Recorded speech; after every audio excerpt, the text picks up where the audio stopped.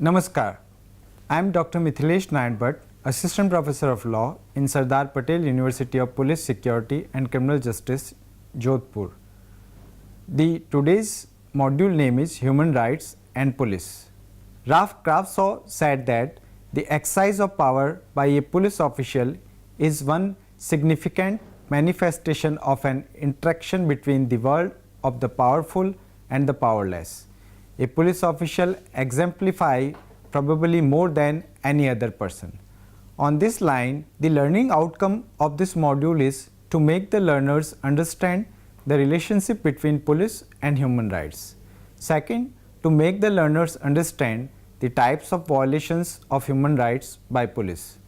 Third one is to make the learners understand the laws which protects human rights.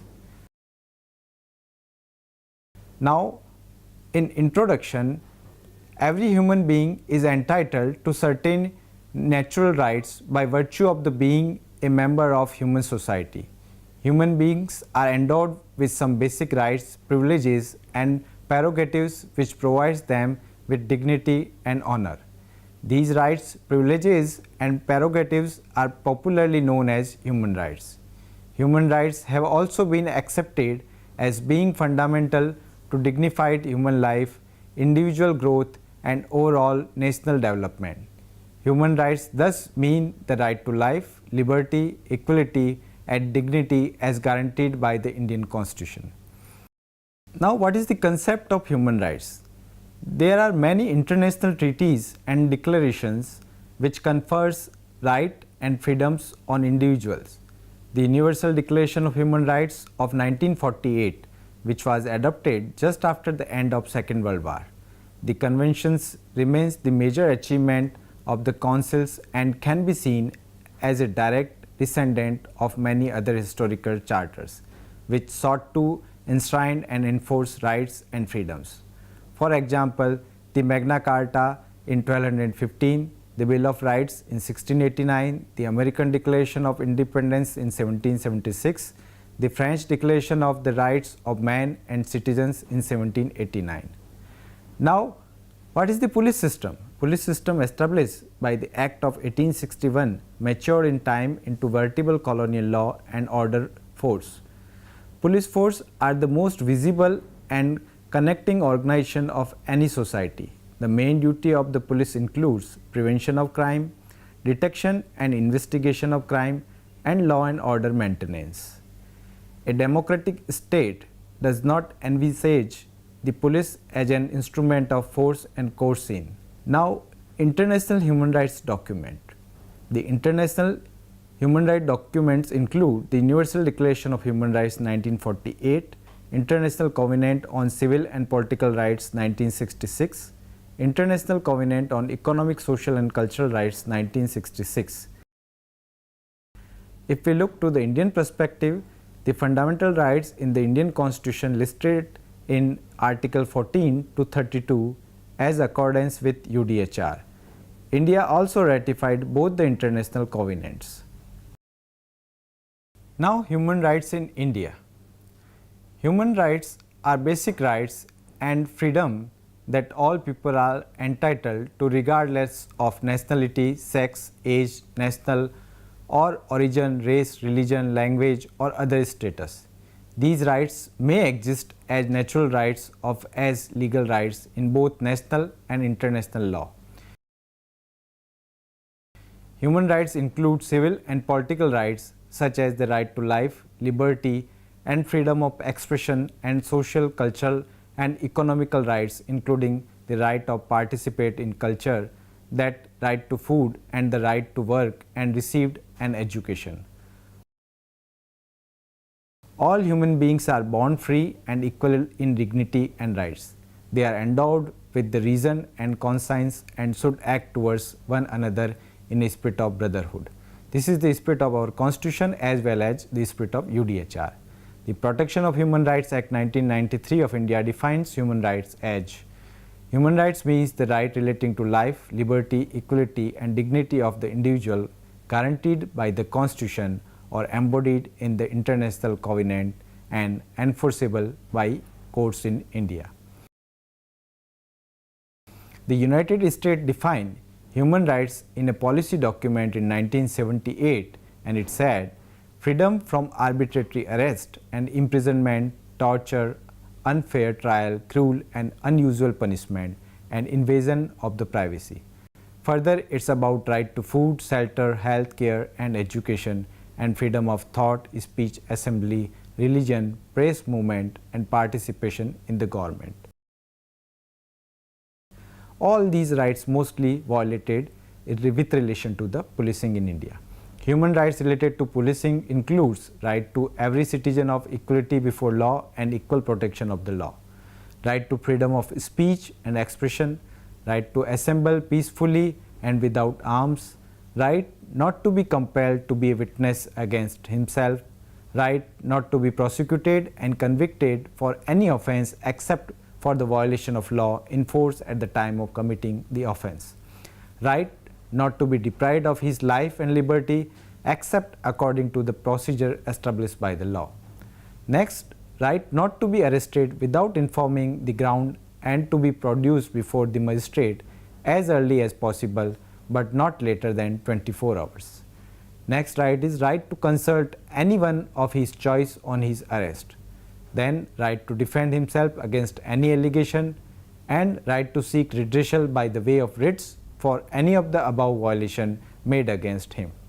A person who is arrested cannot be denied to be defended by a legal practitioner of his own choice. Article 9 of the UDHR provides that nobody might be subjected to discretionary capture, confinement or outcast. Similarly, Article 21 of Indian Constitution expressly said that no person shall be deprived of his right of life or personal liberty except according to procedure established by law. Further, Article 22 of Indian Constitution ensure protection. It expressed that no person who is arrested shall be detained in the custody without being informed why he is being arrested. The custody of the detained person cannot be beyond the set period of the authority of the magistrate. Now, what are the grounds on police basically violates the human rights? First is unauthorized calling. Calling citizen to police station in an unauthorized manner amounts to a violation of the human rights, of freedom of movement and liberty. Unwarranted and unauthorized manner of calling people to police station and making them sit for longer hours and using force, inhuman behavior, or intimidation and coercion are serious violation of human dignity and honor. Close monitoring of such cases should be done to avoid harassment to citizen leading to misbehavior, use of force, recourse to third degree method and commission of custodial crimes. Then second is false registration of cases. Police generally do this. The registration of an uncalled for and unwarranted case against a citizen is a serious violation of human rights, as it may impinge upon their dignity and honor. It also tends to the restrict liberty and freedom of movement. Various types of violation of human rights are caused by registering non-cognizable offense by giving them a color of cognizable one, registering civil and revenue cases by giving them a color of criminal ones. Improper and inappropriate registration of cases and wrong application of section of laws and legal provision all amount to misuse of police authority, cutting across the very basic and foundation of human rights. Then the third one is illegal arrest. Personal liberty and freedom of movement are the basic human rights posed by an individual.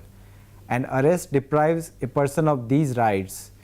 A decision to arrest a person therefore has serious implications.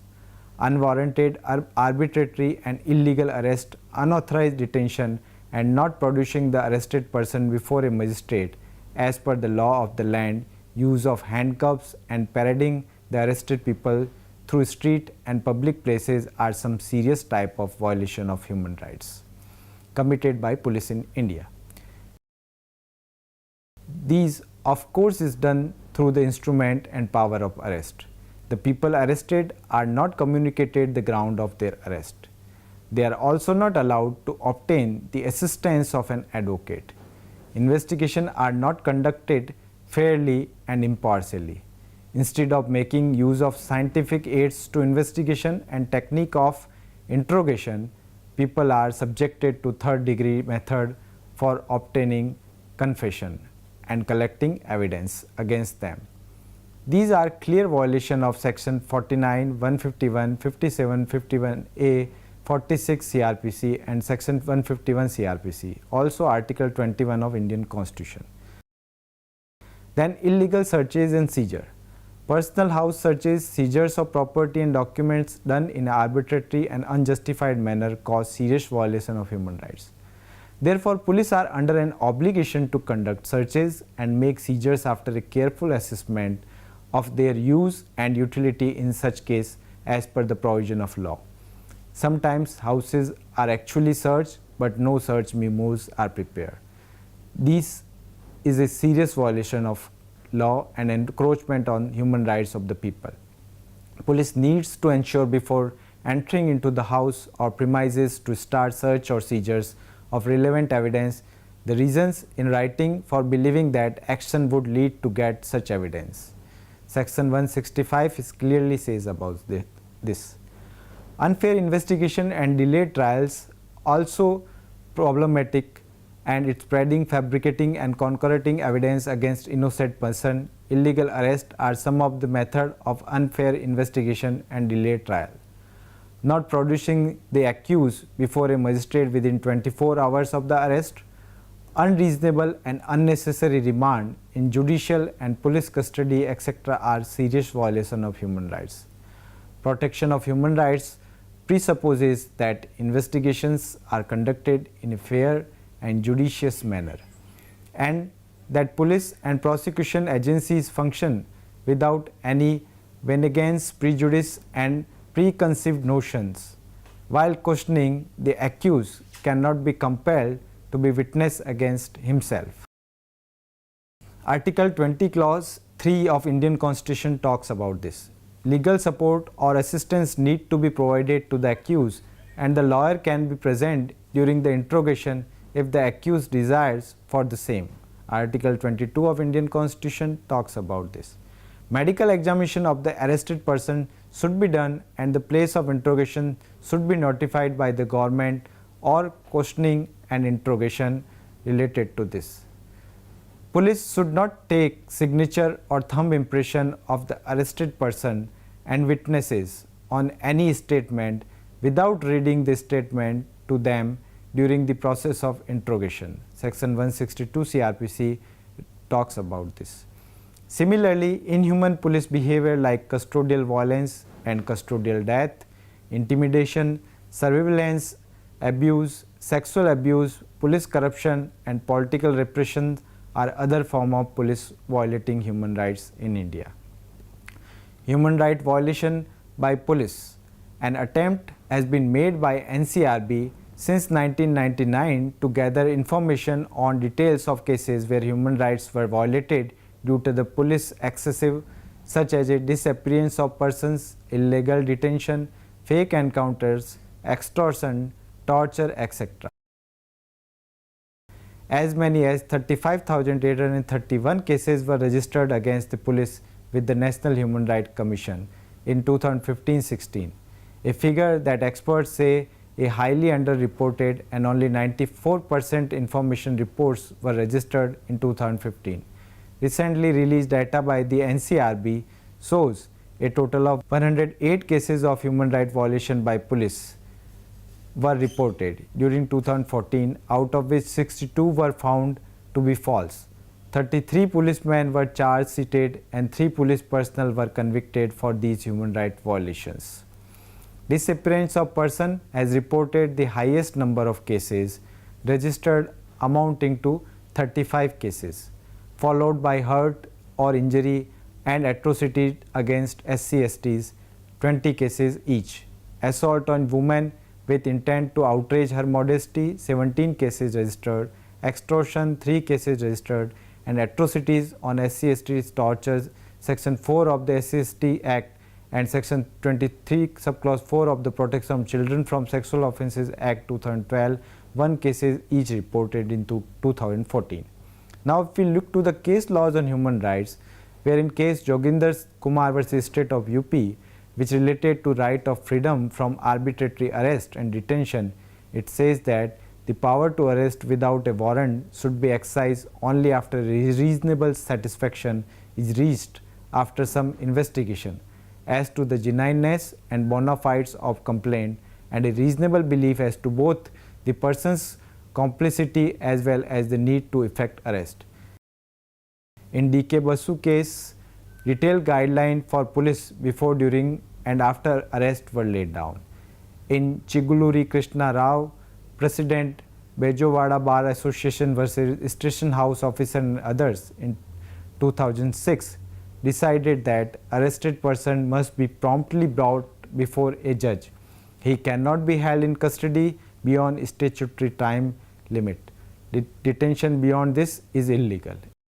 In the state of MP versus Sobaram in 1966, SC decided any person who is arrested has the right to consult his lawyer and to be defended by him, so that he may guard himself against the accusation for which he is arrested. In Khatri versus State of Bihar in 1981, accused to be informed by court of right to free legal aid and is entitled to compensation for violation.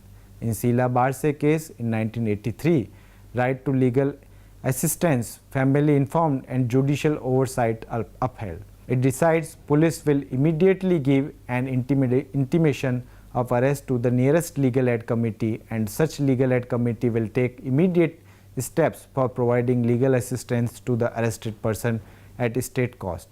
Police should get in touch with relatives or friend and inform him about the arrest. Preferably, a lady judge shall make surprise visit to police lockups in the city periodically with a view to providing the arrested person an opportunity to air their grievances and ascertaining the condition in the police lockups and the provision of law are being observed. In Nandini Saptapati case in 1978, Supreme Court decided no one can be compelled to be a witness against oneself, nor can the police or prosecution force a confession of guilt from the accused, as that would be self-incriminatory.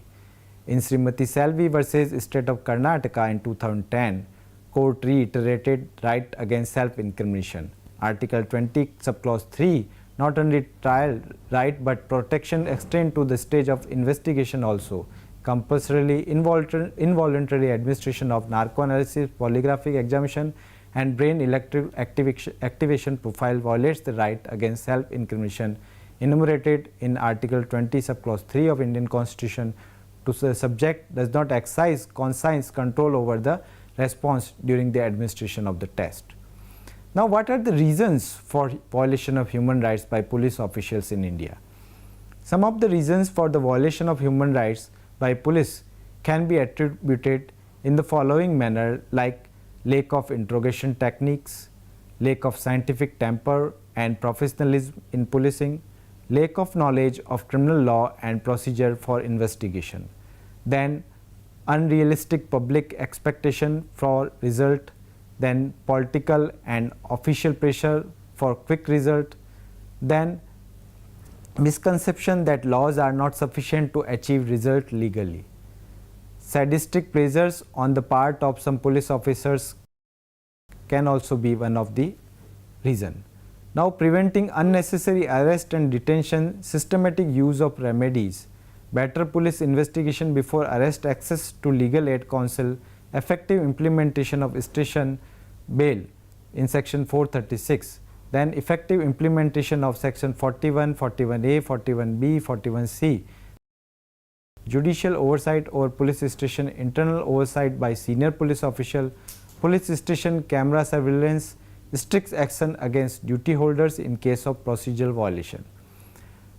When police respecting human rights, we will get and we will see to respect, uphold and defend human rights.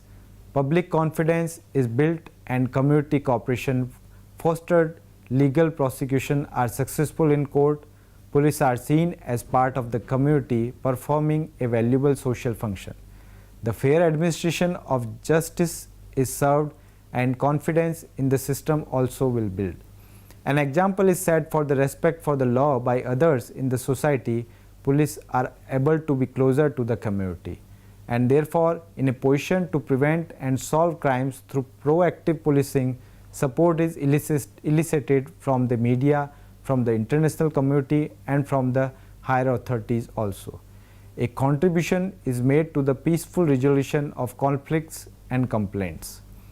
Now, if we go to the Police Code of Conduct for the Human Right Protection issued by the Ministry of Home Affairs in 1985, it says, police are expected to work within the framework of law and are not expected to take law into their own hands on the plea that the existing law is not sufficient. They cannot play that role of lawmakers and judiciary. It is for the other wings to take care on the point of sufficiency or insufficiency of law. Police are only expected to play the role of an enforcing agency. The police, in establishing and enforcing law, must, as far as practicable, use the method of persuasion, advice and warning. When use of the force is inevitable, it must be as per the procedure and to be the bare minimum. The police officer must remember that they are also member of civilized society.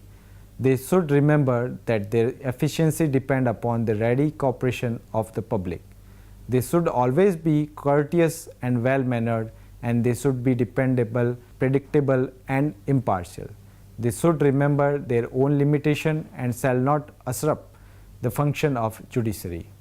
Now, what are the rights of police officer? Because it is similar to the general people rights. In performing official assignment, there is a necessity for the balance between the police officers' rights, obligation and responsibility of their action. The Constitution, internal affairs law, criminal charge law and other legal regulatory determination the right, obligation and responsibility of police in detail, which at the same time represents a legal guarantee of their balance. Police staff shall as a rule enjoy the same civil and political rights as other citizens.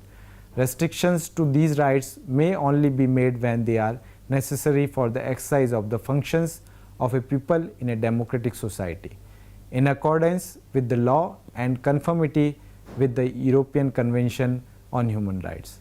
This is an important element of rule of law and of making the police part of the society it serves. We can see this in India also. In summarizing all this scenario, our criminal justice system is based on the due process of law. Every act of the individual, executive, legislature or judiciary should be within the framework of law. Police as law enforcement authority are also part of this law. Police in their duties to maintain law and order in detection, investigation, prosecution of cases directly deals with the public. Police powers in India are enormous. The possibility of their misuse leading to violation of human rights is natural. Sequence of the nexus between unscrupulous vested interest and corrupt policemen. A democratic nation like India needs democratic policing, which depends on the possibility of the police as a defenders of the privileges of natives and the principle of law, while guaranteeing the well-being and security of all equally. It further requires the police to make the security environment which best advance democracy and good. Thank you.